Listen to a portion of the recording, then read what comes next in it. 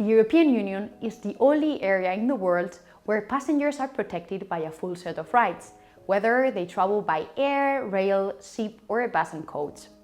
In fact, EU regulation is considered the golden standard of passenger rights worldwide, with all the countries trying to follow suit. For air travel, the current European Commission's regulation sets out passengers' rights when flights are cancelled, lengthily delayed or boarding is denied, and it has proven to be overall effective.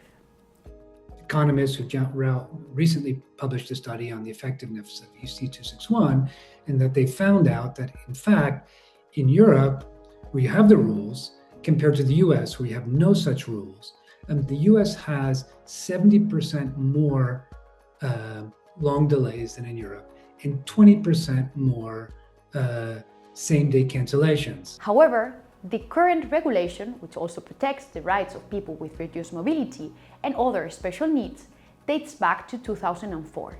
Now, after years of unsuccessful negotiations, a revision is back on the legislative agenda, with EU institutions at odds over possible changes. While the European Parliament wants clear, binding protections, the EU member states in the Council favour more flexible, career-friendly rules. The outcome will determine who actually benefits the next time your flight is cancelled or delayed. Yet before we delve into the discussion, let's quickly recap the current law.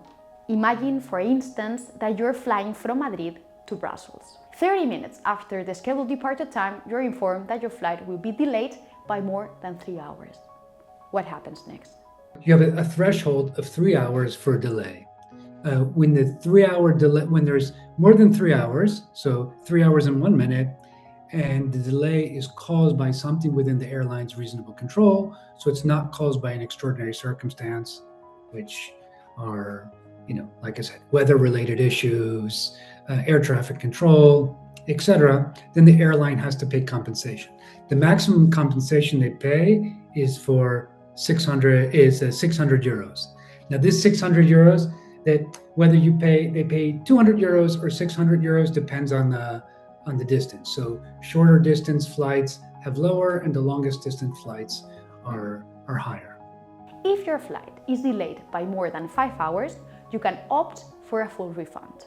Then if your flight is cancelled for reasons within the carrier's control, you can either get a refund within 7 days or be rerouted at the earliest opportunity.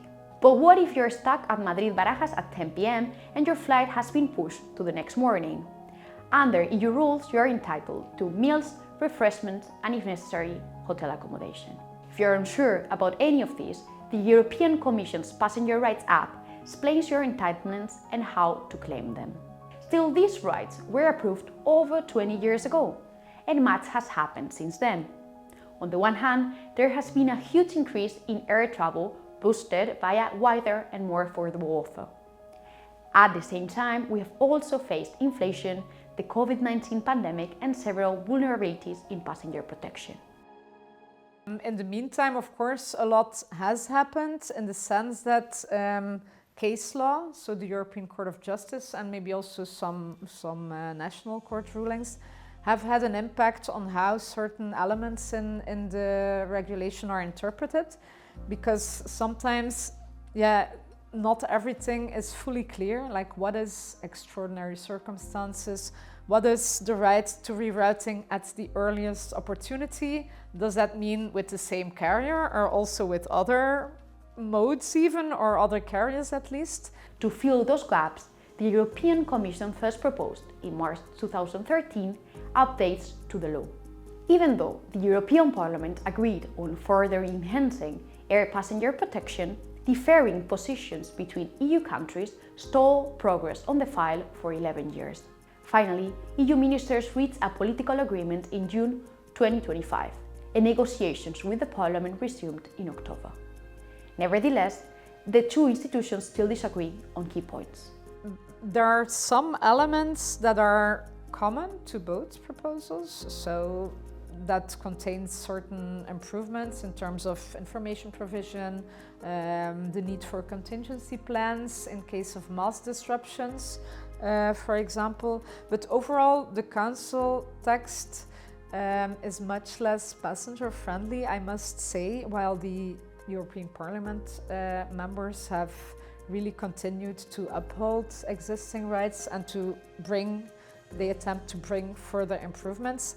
And they have set a few what they call red lines that they do not wish to cross in the negotiations. Parliament's red lines include the right to bring a carry-on bag without extra charge, a closed list of extraordinary circumstances, a pre-filled claim form sent no later than 48 hours after the scheduled departure, and a ban or charging extra for children or passengers with reduced mobility who need to sit with parents or carers.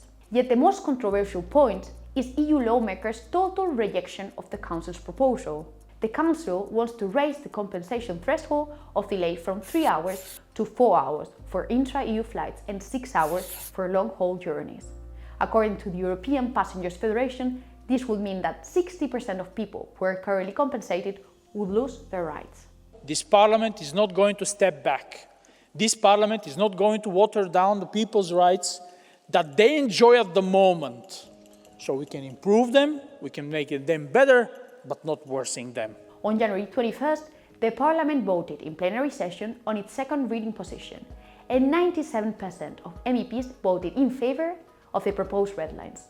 Now the ball is in the Council's court, which has up to 4 months to update its mandate in response.